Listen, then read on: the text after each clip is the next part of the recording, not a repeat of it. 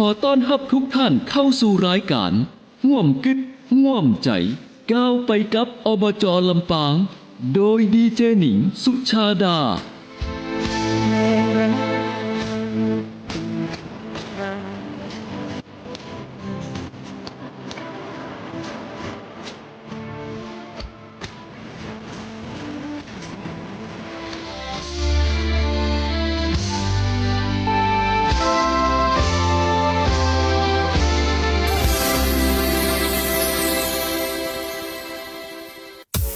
คุณกำลังฟัง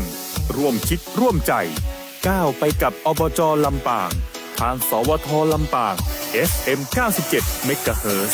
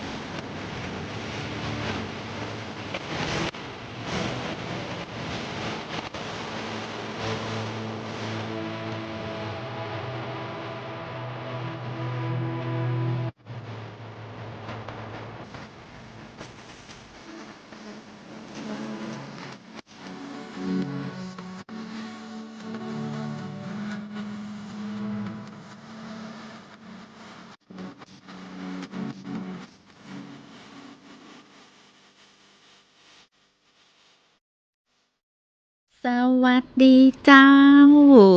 ร่วมคิดร่วมใจก้าวไปกับอบจ.ลำปางมาแล้วเจ้า9 โมงถึง 10 โมงในช่วงเวลาใหม่เนาะที่เฮาเปลี่ยนแปลงในช่วงนี้บ่ได้นะคุณผู้ฟังเจ้าที่รายการร่วมคิดร่วมใจเราจะออนแอร์ออกอากาศ9 โมงถึง 10 โมงตั้งแต่วันนี้เป็นต้นไปเนาะจนถึงปีใหม่ปุ่นนะก็จะมาในห่วงเวลาเดิมเนาะหลังวันที่5นะคุณผู้ฟังเจ้าเพราะช่วงนี้สวทลำปางของเฮาเจ้าตั้งแต่วันนี้เป็นต้นไปจะต้องรับสัญญาณรายการพิเศษสัญจรปลอดภัยปีใหม่ 2569 ในช่วงเวลา 4 โมงถึง 1 ทุ่มเนาะตั้งแต่ 30 ธันวาคม 2568 ถึงวันที่ 5 มกราคม 2569 เลยเป็นที่มาที่ไปรายการร่วมคิดร่วมใจก้าวไปกับอบจ.ลำปางก็เลยต้องย้ายมาอยู่เวลานี้ 9 โมงถึง 10 โมงในช่วงที่มีรายการพิเศษสัญจรปลอดภัยปีใหม่ 2569 เจ้าวันนี้อยู่กับข้าเจ้าชุติการเราชัยเจ้ารับหน้าที่ดำเนินรายการในส่วนของรายการร่วมคิดร่วมใจก้าวไปกับอบจ.ลำปางในวันนี้เจ้าอยากฟังเพลงไอ้หยังเอิ้นมาได้เอิ้นใส่วิทยุบ่ได้ยินเนอะต้องกดโทรศัพท์มาที่054-224-556เจ้า054-224-556เบอร์โทรในห้องส่ง FM 97 เมกะเฮิรตซ์เจ้าลำปางยุคใหม่โปร่งใสเท่าทันเท่าเทียมเนาะอันเนี้ยก็องค์การบริหารส่วนจังหวัดลำปางของเขาเนี่ยข่าวสารก็น่าก็หลายนะก็จะนำมาบอกคุณผู้ฟังในช่วงของรายการร่วมคิดร่วมใจก้าวไปกับอบจ.ลำปางเจ้าลำปางยุคใหม่โปร่งใสสร้างสรรค์เท่าทันเท่าเทียมหลายคนบอกว่าช่วงนี้นะจะขึ้นเหนือล่องใต้นี่นะรถนักเนอะรถนักก็ต้องตั้งสติเนาะเอาสติเป็นที่ตั้งคาดเข็มขัดนิรภัยใส่หมวกกันน็อกแบบ 100% นะป้องกันและก็ลดอุบัติเหตุต่างถนนลงให้ได้เนาะลดการเกิดอุบัติเหตุร่วมกันเจ้าซึ่งต่างจังหวัดลำปางก็ได้รณรงค์ป้องกันและก็ลดอุบัติเหตุต่างถนนในช่วงเทศกาลปีใหม่ 2569 เจ้าส่งเพลงม่วนๆให้กับคุณผู้ฟังได้ฟังยามเจ้าชาร์จแบตนะชาร์จแบตไปตัวสำหรับคนที่ต้องย้ายการวันนี้วันสุดท้ายของปี 2568 ที่เขาจะย้ายการโดยเฉพาะคนที่ทำงานภาคราชการองค์กรปกครองส่วนท้องถิ่นหน่วยงานต่างๆวันนี้คือการทำงานวันสุดท้ายของปี 2568 เนาะวันพุธก็จะเป็นวันหยุดสิ้นปี 31 ธันวาคมส่งท้ายปีเก่าต้อนรับปีใหม่เนาะคนของใจเป็นไผ่นอใครฮู้แต่เด้อคุณผู้ฟังเจ้า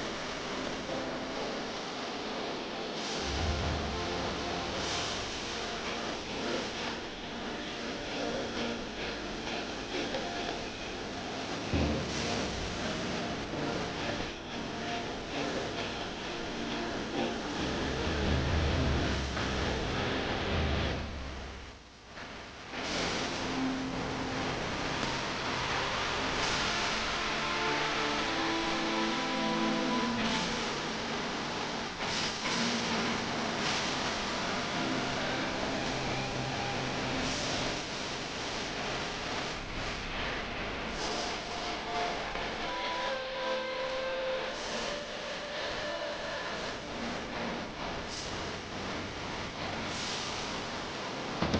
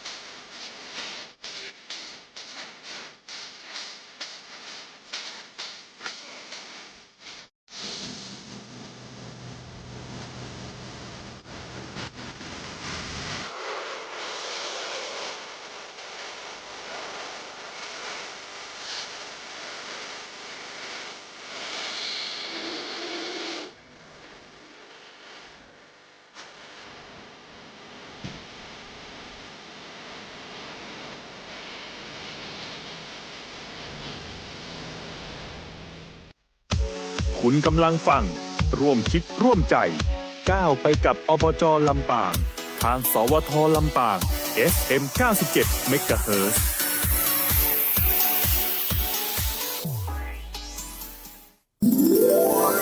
มากกว่าคาเฟ่ไวท์เท่าคาเฟ่คือพื้นที่แห่งโอกาสและกำลังใจบรรยากาศดูอบอุ่นแล้วเขาเข้ามาแล้วมันรู้สึกสบายตาสบายใจเครื่องดื่มนี่ราคาเริ่มต้นก็40 บาทถูกมากเจ้าที่นี่ไวท์เท่าคาเฟ่คาเฟ่น้องใหม่กับบาริสต้าวัยเก๋ามาลองชิมโกโก้ดูอร่อยเจ้าทับแขกต่างบ้านต่างเมืองกับปลามาแอลได้นะเจ้า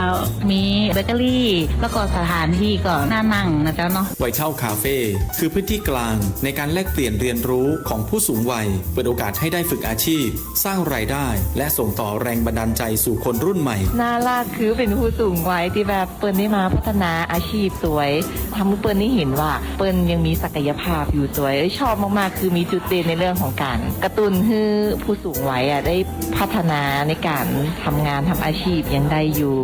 ไวท์เท่าคาเฟ่ทุกวันคือการเริ่มต้นใหม่ที่ถูกเสิร์ฟด้วยหัวใจเปิดบริการทุกวันตั้งแต่เวลา 8 โมงเช้าถึง 4 โมงเย็นอยู่ในพื้นที่ลำปางเกตเวย์ลานหน้าพระบรมราชานุสาวรีย์สมเด็จพระนเรศวรมหาราชอำเภอเกาะคามาแอลลำปางเนี่ยแนะนำเลยให้มาไวท์เท่าคาเฟ่เจ้าบรรยากาศดีมากทุกคนรู้เป็นมิตรไวท์เท่าคาเฟ่พื้นที่ต้นแบบแห่งโอกาสและกำลังใจขาขึ้นจากตากมานะแวะกอขาตังซ้ายมือเจ้าที่บริเวณเนาะข้างอนุสาวรีย์สมเด็จพระนเรศวรมหาราชอำเภอเกาะขาเจ้าของขวัญปีใหม่ที่ทุกคนรอคอยอีนะเป็นวันมาแล้วแวะพักก่อนที่จะออกเดินทางต่อปีใหม่นี้ไวท์เท่าคาเฟ่บอกว่าจะเดินทางเข้าเมืองลำปางหรือว่าออกเดินทางไปแอวยังต่างจังหวัดก็ดีแวะเติมความสดชื่นได้ที่ไวท์เท่าคาเฟ่จุดสังเกตง่ายๆอย่างที่บอกไปเจ้าคุณผู้ฟังเจ้าติดกับลานอนุสาวรีย์สมเด็จพระนเรศวรมหาราชอำเภอเกาะขาตอนนี้เป็นจัดโปรโมชั่นพิเศษเครื่องดื่มทุกเมนู1แถม1จนถึงวันที่4มกราคม2569เต้าอันนะต้องบอกเต้าอันนะบ่ได้มีตลอดนะเจ้าเป็นช่วงโปรปีใหม่นะเจ้าของขวัญปีใหม่ทรงความสุขให้เต็มแก้วเลยพิเศษซื้อ1แถม1ทุกเมนูแอดไวท์เท่าคาเฟ่เนาะเป็นคาเฟ่ที่ทรงความสุขคูณ2นะเป็นเริ่มมาตั้งแต่27ธันวาคม68ละแล้วก็จะเมนูทุกเมนูที่ว่า1แถม1เนี่ยจนถึงวันที่4มกราคมจะขาขึ้นขาล่องแวะได้เลยเจ้าติดกับลานพระบรมราชานุสาวรีย์สมเด็จพระนเรศวรมหาราชอำเภอเกาะคานะเจ้าแวะได้เน้อนะไปลองดูไปลองเด้อนะว่าของขวัญปีใหม่ที่ส่งมอบความสุขพิเศษเนี่ยเป็นบอกว่าให้ไปลองดูนะที่ลำปางเกตเวย์เนาะไวท์เท่าคาเฟ่นะเจ้าของขวัญส่งท้ายปีเก่าต้อนรับปีใหม่นะเป็นกับเจิญจวนเนาะเมนูส่งท้ายปีเก่าต้อนรับปีใหม่ซื้อ1แถม1ทุกเมนูและเป็นเมนูที่คุณภาพนะบัจจัยเฉพาะกาแฟบัจจัยแค่ว่าจื้อกาแฟแต่เป็นใส่ใจของผู้สูงวัยนะที่เป็นส่งความสุขเนาะทุกเมนูโอ้ยเป็นบอกละเมียดนะประณีตละมุนลิ้นของฝากก็มีไปได้เลยที่ลำปางเกตเวย์นะไวท์เท่าคาเฟ่นะเจ้าโปรโมชั่นพิเศษส่งท้ายปีเก่าต้อนรับปีใหม่เนอไปให้ได้นะเจ้าแล้วก็อู้ถึงเนาะบางคนนี่ก็รีวิวมาเรียบร้อยแล้วนะว่าไวท์เท่าคาเฟ่เนี่ยสั่งเมนูอันอย่างพ่องแล้วก็ว้าวกันโพสต์ขึ้น Facebook กันเต็มเลยนะไม่ใช่เฉพาะกาแฟขนมไทยใหม่วันต่อวันเลยในช่วงนี้นะแล้วก็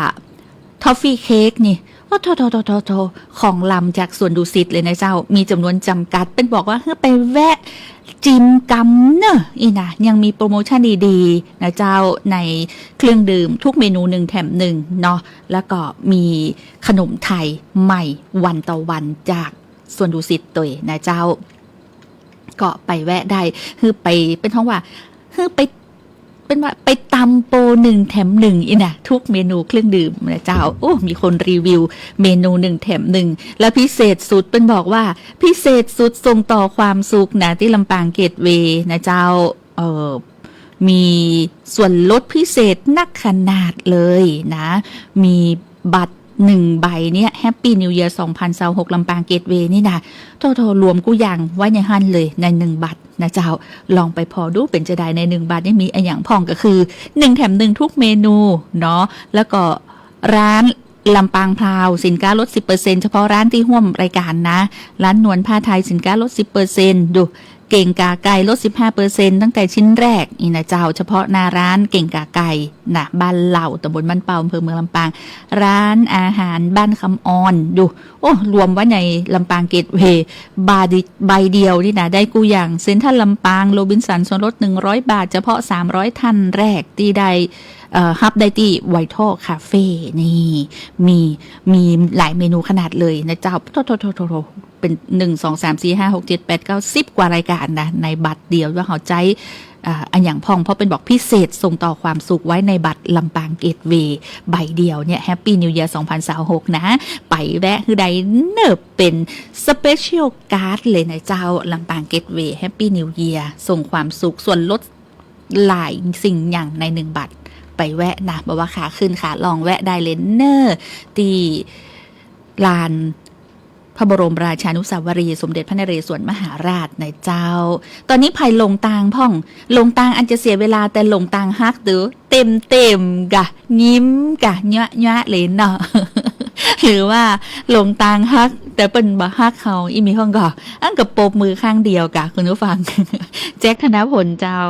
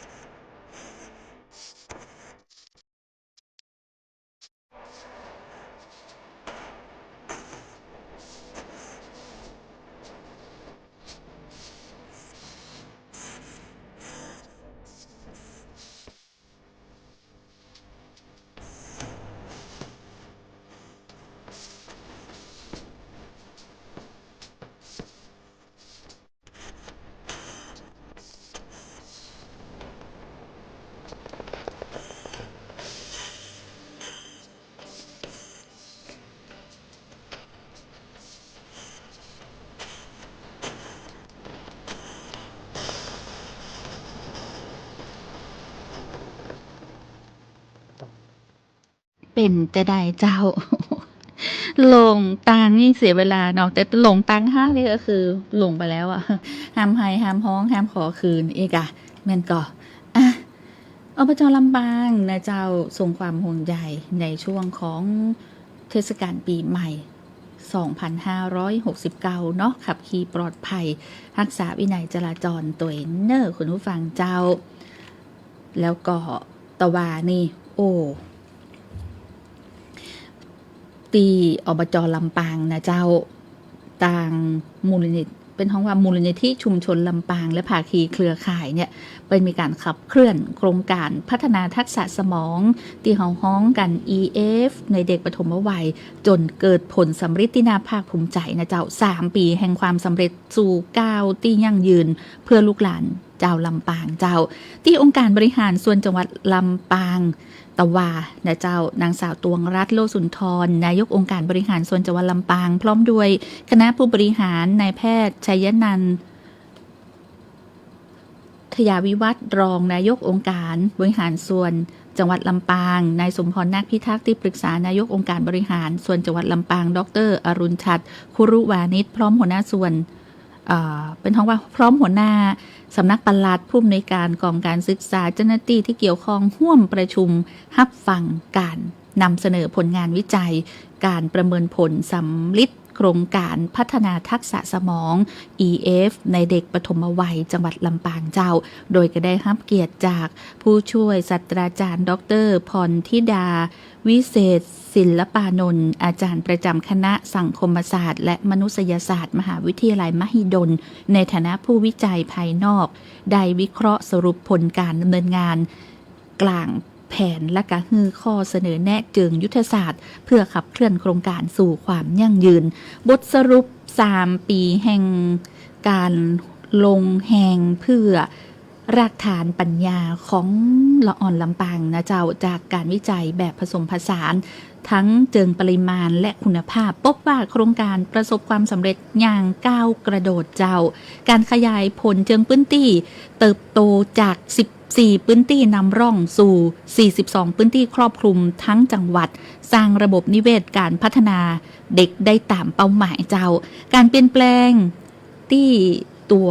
เด็กพฤติกรรมเจิงบวกเห็นเด่นชัดเด็กมีความสามารถในการรอคอยมีสมาธิและกับเปิ้งปลาตัวเก่าได้ดีขึ้นพลังครอบครัวและชุมชนผู้ปกครองกว่า 89.51% สามารถลดหรือกำหนดเวลาการใช้หน้าจอของบุตรหลานได้สำเร็จและเกิดเครือข่ายความร่วมมือระหว่างโรงเรียนกับอปท.รพสต.ที่เข้มแข็งเจ้าก้าวต่อไปสู่ปี 2570 อบจ.ลำปางและภาคีเครือข่ายยังบ่หยุดเพียงเต้าอี้กำลังเตรียมการออกแบบการขับเคลื่อนในระยะต่อไปเจ้าเพื่อยกระดับให้จังหวัดลำปางเป็นจังหวัดต้นแบบด้านการพัฒนาเด็กปฐมวัยที่มีระบบนิเวศเชิงบวกอย่างมีประสิทธิภาพและยั่งยืนในระยะยาวโดยมุ่งเน้นการจัดตั้งศูนย์เรียนรู้ EF และการบูรณาการแผนงานเข้าสู่ข้อบัญญัติท้องถิ่นอย่างเป็นรูปธรรมเจ้าเพราะอนาคตของละอ่อนลำปางเฮาก็คือภารกิจสำคัญที่ต่างอบจ.ลำปางเนาะหน่วยงานทุกหน่วยงานเจ้าที่ต้องร่วมกันสร้างตั้งแต่บัดเดี๋ยวนี้เป็นต้นไปเนาะคุณผู้ฟังเจ้า3 ปีแห่งความสำเร็จที่มุ่งมั่นเนาะขององค์การบริหารส่วนจังหวัดลำปาง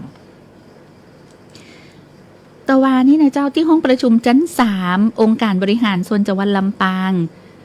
นางสาวตวงรัตน์โลสุนทรนายกองค์การบริหารส่วนจังหวัดลำปางได้มอบหมายให้ต่างด้านนายแพทย์ชัยนันท์ทยาวิวัฒน์รองนายกองค์การบริหารส่วนจังหวัดลำปางพร้อมด้วยหัวหน้าส่วนราชการที่เกี่ยวข้องเข้าร่วมประชุมหารือร่วมกับต่างสำนักงานหลักประกันสุขภาพแห่งชาติสปสช.เขต 1 เจียงใหม่ซึ่งทางด้านนางสาวจินตนาสันทวเมธผู้อำนวยการกลุ่มสปสช.เขต 1 เจียงใหม่และนายพุลลาภจันทวิจิตวงศ์ผู้ทรงคุณวุฒิในเขตพื้นที่ก็ได้เข้าร่วมแลกเปลี่ยนความคิดเห็นและข้อเสนอแนะเพื่อสนับสนุนการขับเคลื่อนงานกองทุนฟื้นฟูสมรรถภาพระดับจังหวัดเจ้าซึ่งการประชุมดังกล่าวนี่ก็มีวัตถุประสงค์เพื่อร่วม แลกเปลี่ยนผลการดำเนินงานสะท้อนปัญหาอุปสรรคตลอดจนพัฒนาระบบการบริหารจัดการกองทุนสามารถขับเคลื่อนงานกองทุนฟื้นฟู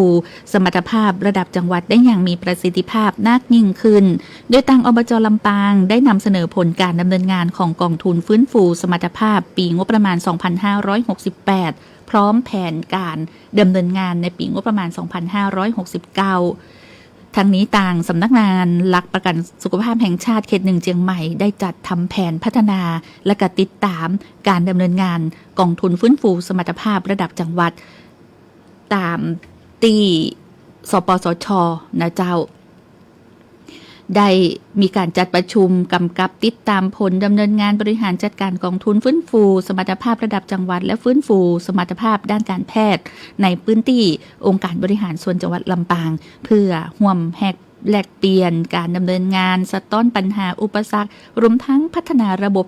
การบริหารจัดการกองทุนให้มีการขับเคลื่อนงานกองทุนฟื้นฟูสมรรถภาพระดับจังหวัดให้มีประสิทธิภาพนักขึ้นเจ้าอันนี้ก็เป็นความร่วมมือเพื่อสุขภาพลำปางกับต่างสปสช.และอบจ.นะเจ้าประชุมติดตามกองทุนฟื้นฟูสมรรถภาพเจ้าร่วมคิดร่วมใจก้าวไปกับอบจ.ลำปางสวท.ลำปาง FM 97 เมกะเฮิรตซ์เจ้า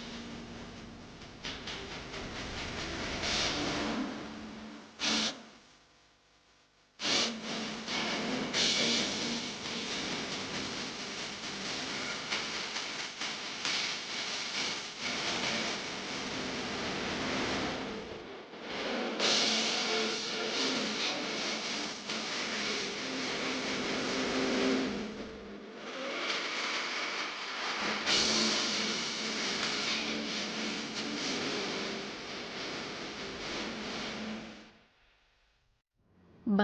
หน้าอ๋ออายุปาแต่ใบหน้าปีเนอะเหมือนคุณอู้ก็จ๊ะอันนี้ก็ต้องถามน้องๆก่อนเนาะคุณผู้ฟังเจ้า คุณผู้ฟังกำลังติดตามรับฟังร่วมคิดร่วมใจก้าวไปกับอบจลำปางเจ้า9 โมงถึง 10 โมงในช่วงนี้เนาะฟังได้นะเขาเปลี่ยนเวลามาฟังยามเจ้าขอบคุณยายกิ่งแก้วที่โทรมาให้กำลังใจกำลังทำแกงฮังเลให้ลูกให้หลานอีนะเปิ้นจะมาฮับไปกรุงเทพอีเนาะก็ใจฟังโทรมาเหียก่อนพอเวลาแล้วจะหมดเวลาอีนะขอบคุณจัดนักเจ้าขอบคุณกู้เสียงกู้สายขอบคุณแฟนรายการที่เข้ามาติดตามในช่วงของร่วมคิดร่วมใจก้าวไปกับอบจลำปางต่างเพจสวทลำปางกรมประชาสัมพันธ์ทุกท่านเลยนะเจ้าติดตามได้เนาะ9 โมงถึง 10 โมงเจ้าที่เขาย้ายเวลามาในช่วงนี้เพราะอะไรอย่างเพราะว่าในช่วงเวลา 4 โมงถึงทุ่มสวทลำปางของเฮาก็ต้องรับสัญญาณรายการพิเศษสัญจรปลอดภัยปีใหม่ 2569นะเลยย้ายเวลาของร่วมคิดร่วมใจมาไว้ที่9 โมงถึง 10 โมงก็ติดตามได้เนาะในช่วงนี้นะเจ้าจนถึงวันที่5เนอะ30 ธันวาคมที่มีรายการพิเศษสัญจรปลอดภัยปีใหม่ 2569 30 ธันวาถึง 5 มกราคมช่วงนี้เขาต้องรับสัญญาณเจ้าเอาเป็นว่าดูเวลาก็มาถึงช่วงท้ายของรายการแฮมแล้วคุณผู้ฟังเจ้าก่อนที่จะลาจากกันไปบดีลืมนะเสาร์อาทิตย์ที่กาดนั่งก้อมเนาะกาดนั่งก้อมหนองกระทิงนะเจ้าไปได้เนอะวันเสาร์วันอาทิตย์นี่นะหรือว่าถ้าอยากเจอแล้วก็คือกำลังใจน้องจ้างก็ต้องเป็นวันอาทิตย์เพราะจ้างมาจ่ายกาดวันอาทิตย์เนาะแล้วก็หลายคนก็บอกว่าไปตลอดนะวิวงามนะที่กาดนั่งก้อมบางคนก็อัพขึ้นเฟซตัวเก่านะมีดอกไม้สวยงามแฮมบอเวลาไปออกกำลังกายเนาะจะวิ่งรอบไกลใครจะวอร์มอัพมีระยะได้จับเวลากันตัวนะแล้วก็วิ่งรอบสระเนาะในส่วนสาธารณะหนองกระทิงนี่ก็เป็นบรรยากาศที่เหมาะขนาดฟินออกกำลังกายแล้วก็แวะแอลกาดนั่งก้อมนะคุณผู้ฟังเจ้าฝากไว้ตัวเนาะในช่วงนี้นี่รับรองเจ้าถ้าอยากจะแอลเต็มในเมืองอีนะก็ไปได้ที่กาดนั่งก้อมหนองกระทิงเนอคุณผู้ฟังเจ้า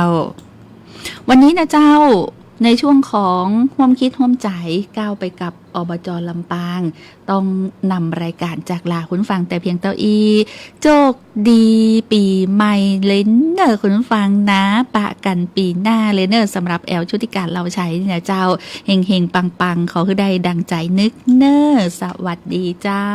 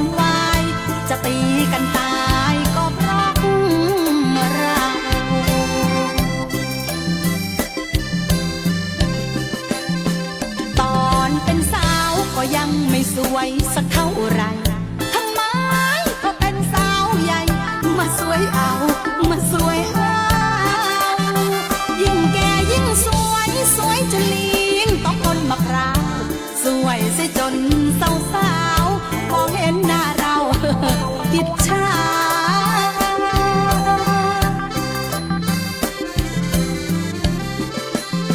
แปลกใจจริงนะทำไมยิ่งแก่เรายิ่งสวย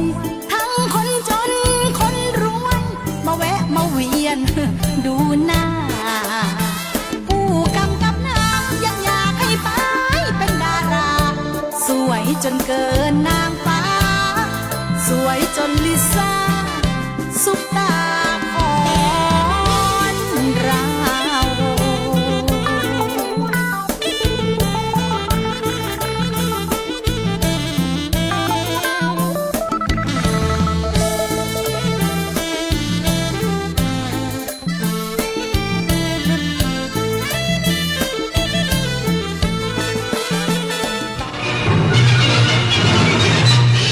สถานีวิทยุกระจายเสียงแห่งประ